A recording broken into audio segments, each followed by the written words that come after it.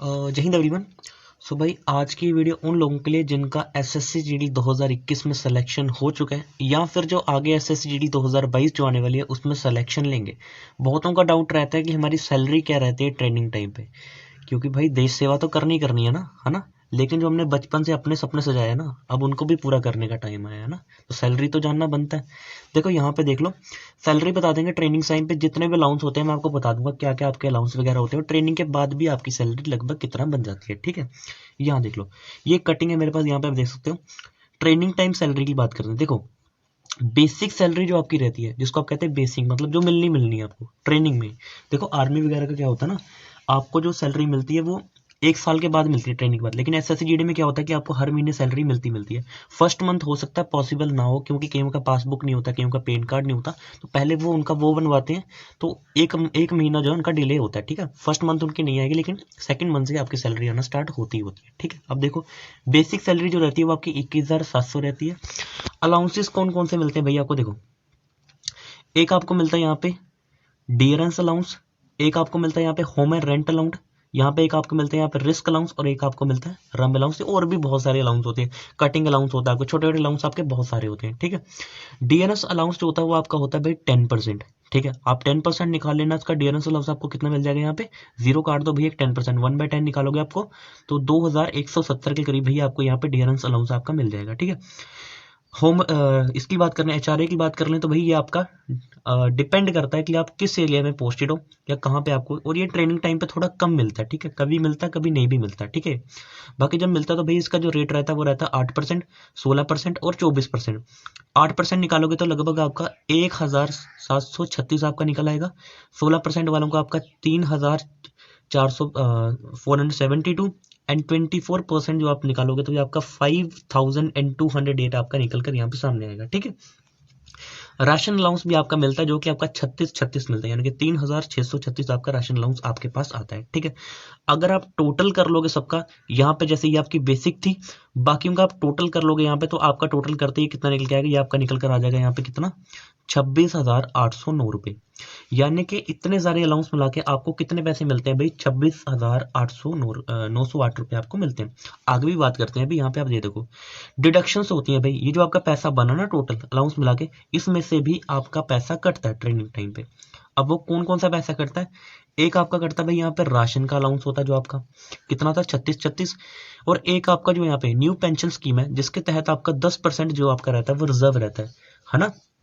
जैसे अग्निवीरों का 9% है ना, तो आपका कितना रहता है भाई, 10% आपका कटता है। तो ये रिजर्व होता है आपका, जो कि आपका लास्ट टाइम पे जब आप रिटायर वगैरह होते हैं तो आपको उस टाइम पे आपको डिपॉजिट किया जाता है। तो ये आपका लगभग कटता है आपका 2170 के करीब आपका पैसा ये कटता है। अगर आप इन दोनों पैसों को जोड़ के टोटल में से माइनस करते हो तो लगभग आपको भाई कितना मिलेगा, 21,102 रुपये आपका बनता है। लेकिन मैंने आपको पहले भी बताया कि आपके कुछ अदर अलाउंस भी होते हैं, जैसे आपका रम अलाउंस हो गया, हेयर कटिंग अलाउंस हो गया, कभी कभी आपका कपड़ों के यूनिफॉर्म वगैरह का कुछ होता है।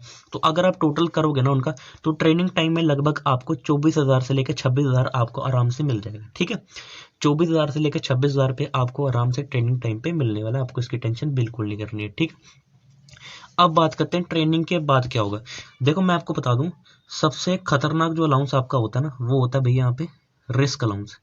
रिस्क अलाउंस के ही बेसिस पे जो आपकी सैलरी है वो बढ़ती घटती है, क्योंकि बाकी तो आपका देखा जाता है किस स्टेट में ड्यूटी है, तो वो थोड़ा बहुत ही होता है। लेकिन रिस्क अलाउंस अगर आप देखो ना, अगर मैं आपको बीएसएफ का रिस्क अलाउंस बता दूं, जेएंडके में देखो risk allowance area wise area होता है, नक्सल में ज्यादा होता है फिर, है ना। जैसे कुछ आपका होता है कि नॉर्मल होता है, फिर आपका मीडियम होता है, फिर आपका क्या होता है, हार्ड होता है। हार्ड आपका कश्मीर वगैरह में अगर आपकी ड्यूटी है तो ये हार्ड माना जाता है। मीडियम जैसे आपका जम्मू में ड्यूटी है ना। ये अगर बात करो नॉर्मल, तो आपका सिटीज में ड्यूटी आ गई आपकी, तो वहां पे आपका नॉर्मल पड़ेगा। बीएसएफ की यहाँ पे जम्मू में अगर मैं सैलरी की बात कर लूँ, जम्मू कश्मीर की यहाँ की बात कर लूँ, तो आपका जो बीएसएफ को जो अलाउंस मिलता है यहाँ पे, रिस्क अलाउंस की बात कर रहा हूँ, सिर्फ रिस्क अलाउंस ही आपका 20,000 के लगभग है।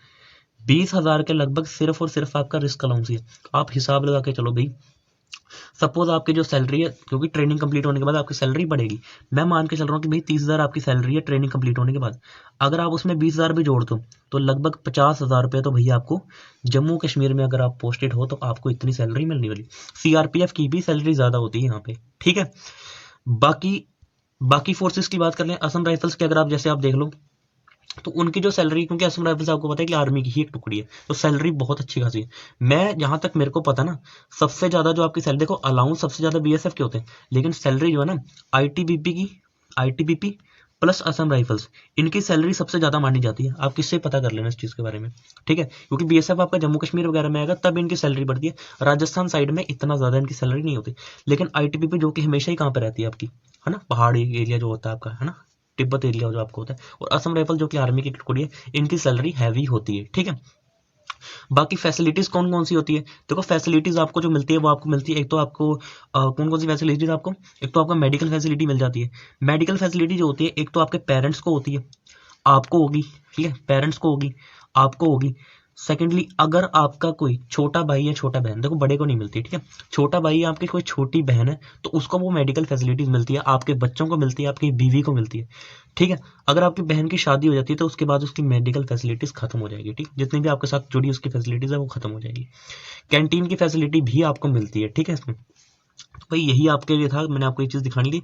बाकी बोलोगे तो इसका पीडीएफ वगैरह मैं सेंड कर दूंगा, ठीक है आपको। सो मिलते हैं नेक्स्ट वीडियो, तब तक के लिए जय हिंद।